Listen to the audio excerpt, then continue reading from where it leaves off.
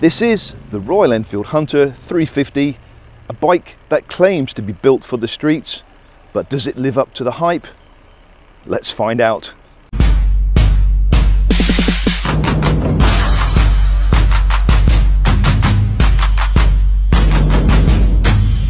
Hello and welcome to Ride with T, a new channel name and the first bike review under the new channel name, the Royal Enfield Hunter 350. It is actually a great looking bike, especially this colour scheme. I have bought this for Mrs. T, my wife, and she absolutely loves the colour scheme and she actually loves the handling of the bike. My daily ride is the Royal Enfield Super Meteor 650, so I'll be reviewing this bike with the bias of a 650 snob. But there's something about the Hunter that really annoys me, and I'll be revealing all later in the video. So it did take me a little while to get used to this bike. All I know is that when I rode the stay there, bus. When I rode the Bullet 650, I became accustomed to that bike within seconds.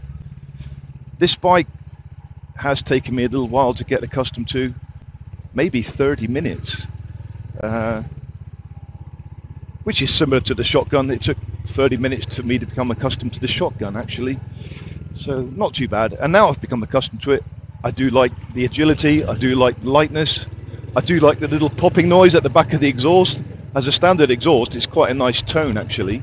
I'll try and catch that on separate microphone shortly. But yeah, it's a very nice, comfortable seat. And even though it's only 20 horsepower, it comfortably rides between 80 and 100 kilometers per hour. So not a problem at all. And at a push, 120.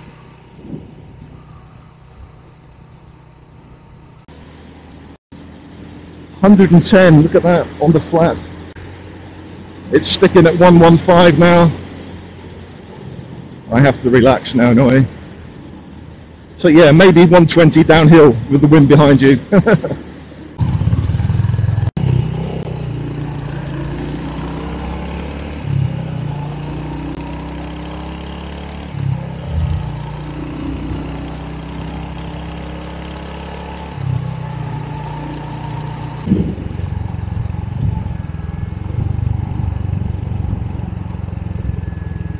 So here we are, city traffic,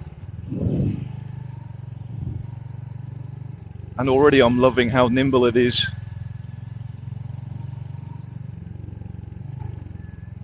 Let's try and squeeze through here. The good news about Thailand is that you can turn left on a red light. Such a good idea. Why would I have to wait here when I'm just turning left? So there we go.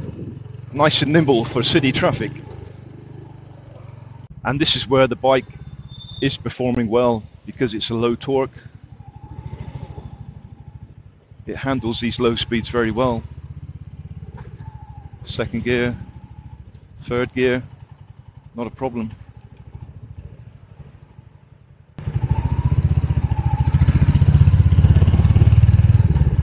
I just love the noise of this exhaust. I love it.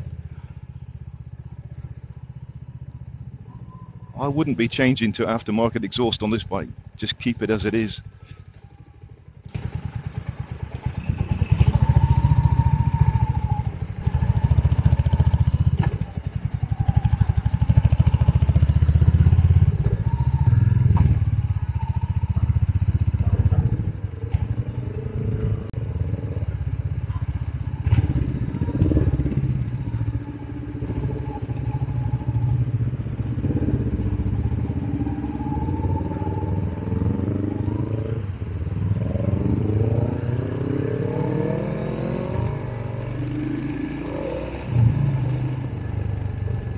It's very nimble, very light, very punchy.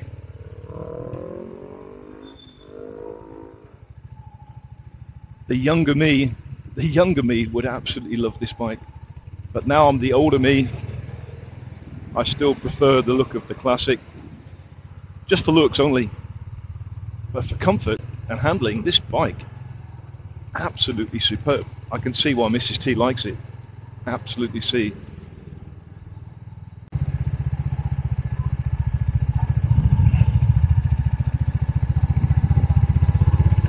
Little popping noises. It's very sweet. It's very lovely. Definitely Bullet 350 style.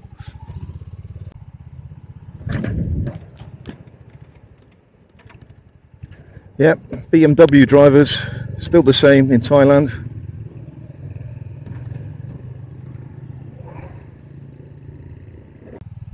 So interestingly, I did reset the mileometer when I left Chiang Mai, and since then we've done 320 kilometers. That was very similar to what I was getting on my Meteor 350. On that bike, I could do 350 kilometers on a good day on a tank until the indicators told me to refuel. And back then it was 350 kilometers for 350 baht. It was costing me 1 baht per kilometer. Such an economical bike from my Meteor 350. Absolutely loved that bike. Absolutely missed that bike.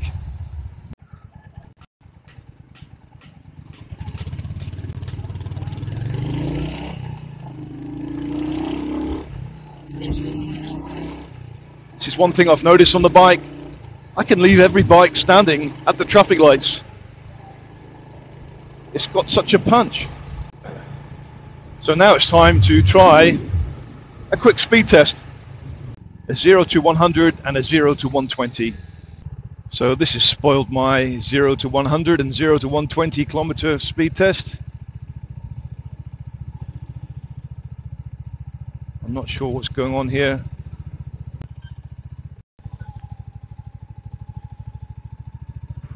Okay, so now we're going to try the 0 to 100 and, if possible, the 0 to 120 kilometer speed test. I have done this on the Royal Enfield Bullet, I have just done this on the Royal Enfield Meteor, and I have done this on the Royal Enfield Classic. So it'd be interesting to add this one to the lineup to see how it achieves. But I do feel, personally, before even doing this test, this is a faster bike, more punchy, more oomph. So I think the gearing's different somehow, and it gives it a lot more acceleration. Let's put it to the test. 3, 2, 1, go.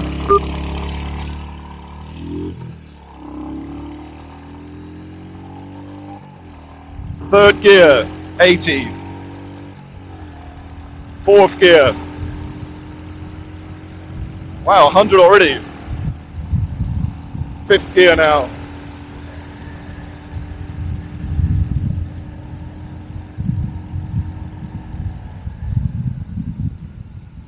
It would have certainly got there, it would have certainly got there, but I just want fuel. So if it wasn't for that checkpoint, I would have done it.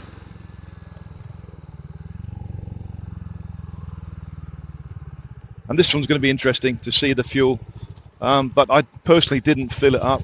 The previous owner did before I left, so I'm just going to take his word that he did fill it up for me. But we'll get a rough guide on this.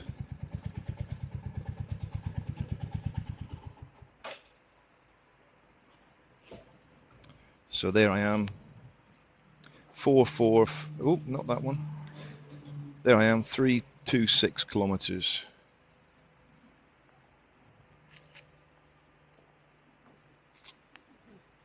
Some people have told me off for refueling the bike when I'm sat on it.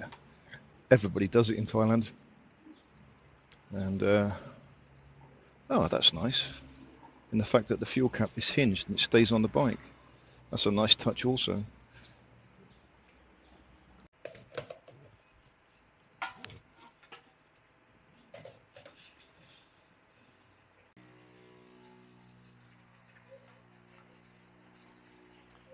There we go, filled up to the metal.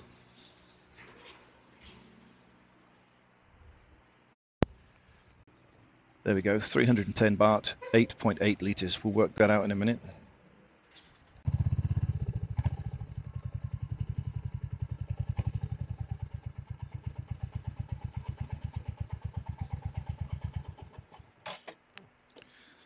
So yeah, 4 326. 326 divided by 8.8 is what we're going to do.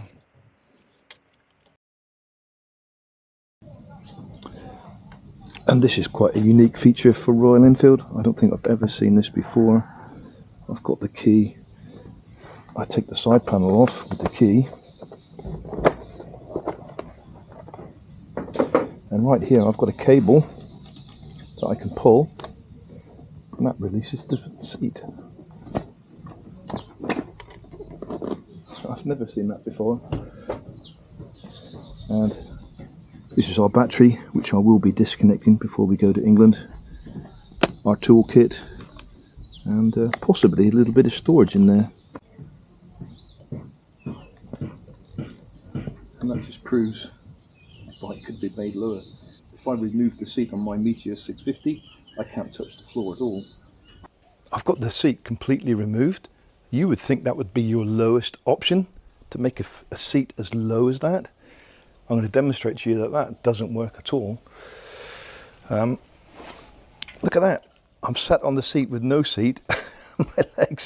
my legs cannot touch the floor at all. But here, totally flat-footing the bike. And just for interest's sake, this is what the bike looks like with a Super Meteor 650 single seat on it. How does that look?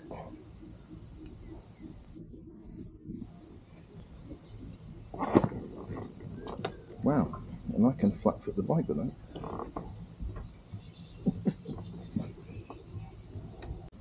And there's the release mechanism with the cable.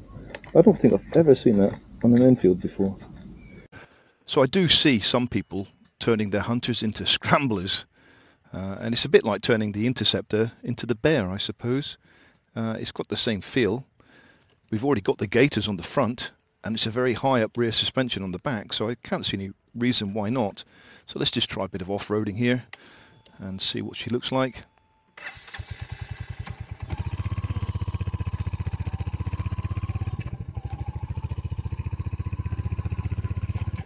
See what the comfort's like.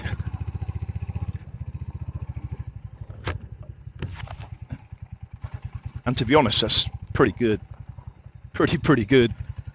I'm not feeling the bumps, not like I do on my Meteor 650. Not at all.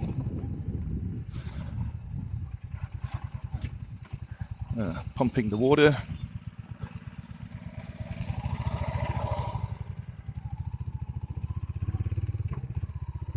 Pumping the water to the rice fields.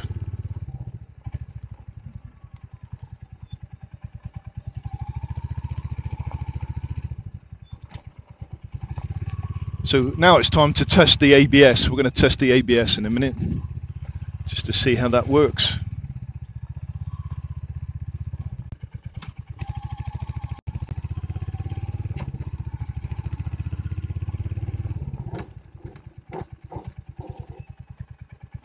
Yeah, that's pretty good. You can feel the pulsing. Stops you from skidding out. Skid, no skid, skid, no skid, skid, no skid, skid. So yeah, pretty well. So yeah, the Royal Enfield Hunter 350. Being a bit of a 650 snob, I've always dismissed this bike, really giving it no credit at all. Now I've ridden it the last couple of days, I really like it. I really like it. So it's a big thumbs up from Teacher T. Comfort-wise, economy-wise, looks-wise, affordability-wise. What a perfect little bike for somebody who's going to intermediate. And even for me, going down from 650 to 350, when I get older, it's going to be fine. I prefer to take this out of the night time now. I'm going to get a beer in the night. Go up to the local shop and get a bottle of beer. This is much easier for me to take out the garage than my 650, and much more economical to do so. And the best thing about Royal Enfield is you get the centre stand as standard, you get the gear indicator as standard, you get a USB handlebar charging mount as standard. Some other bikes don't do this, or they didn't. They're starting to do it now because Royal Enfield did it first. So well done, Royal Enfield. A lot of value for money here.